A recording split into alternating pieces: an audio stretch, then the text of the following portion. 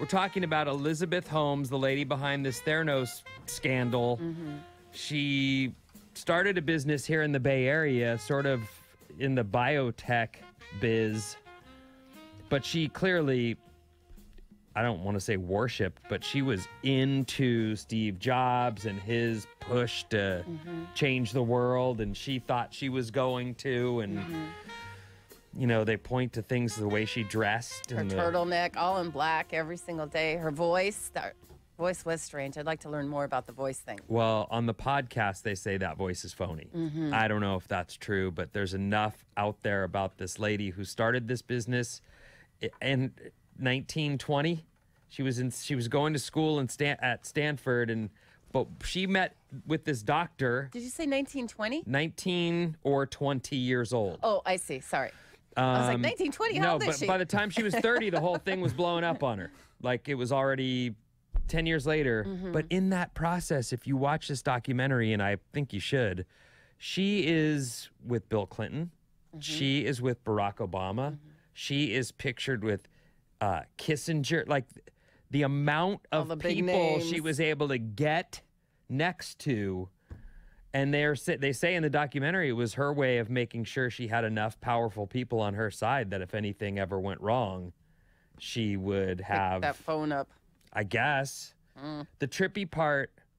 So, well, I don't know if people look at this like it's a movie. It's real life. It's a documentary, and this is a lady from the Bay Area. But the trippy part is, I guess she did not have the technology she was promising people, and they were trying to figure out how to make this work. In the meantime, raising tons of dough and telling people they had it. And then they were saying their big motto was fake it till you make it. Like, no one knows that we don't have it. But when they got to business, they started this little blood draw business with Walgreens. And I'm watching it and I'm going, they're telling people with this finger prick that they're going to be able to get all of these tests done, but they don't have that technology. How are they going to do that? And I started to realize, oh, they're just going to lie to people and tell them that they're either clear or that more blood needs to be drawn, and that's what they started doing. So do you know how much she raised?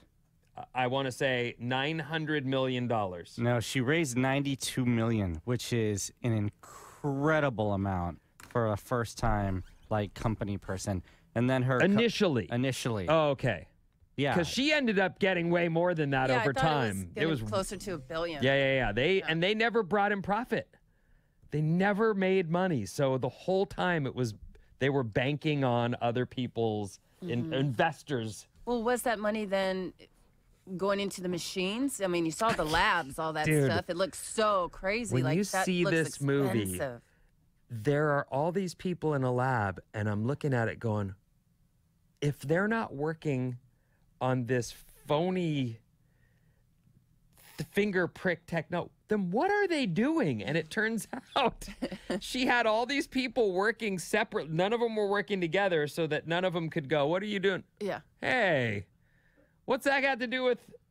They're all doing separate stuff. And she didn't want anyone talking to anybody. And then some of the people that she was hiring didn't even know what they were getting hired for. Right. Well, and that a guy in her wanted to be a part of a guy in her defense, though, said in this business, because it's so competitive, often you do hire on without getting to know the details of the project because you could just walk away and start a competing. Right. Exactly right. So I guess that's fairly normal. But man, as you watch this, you just go, she has to get.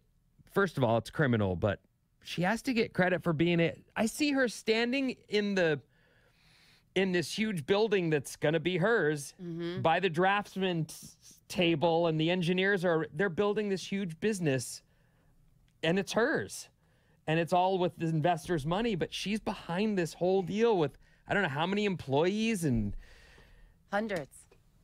Oh, what? And none of it was real.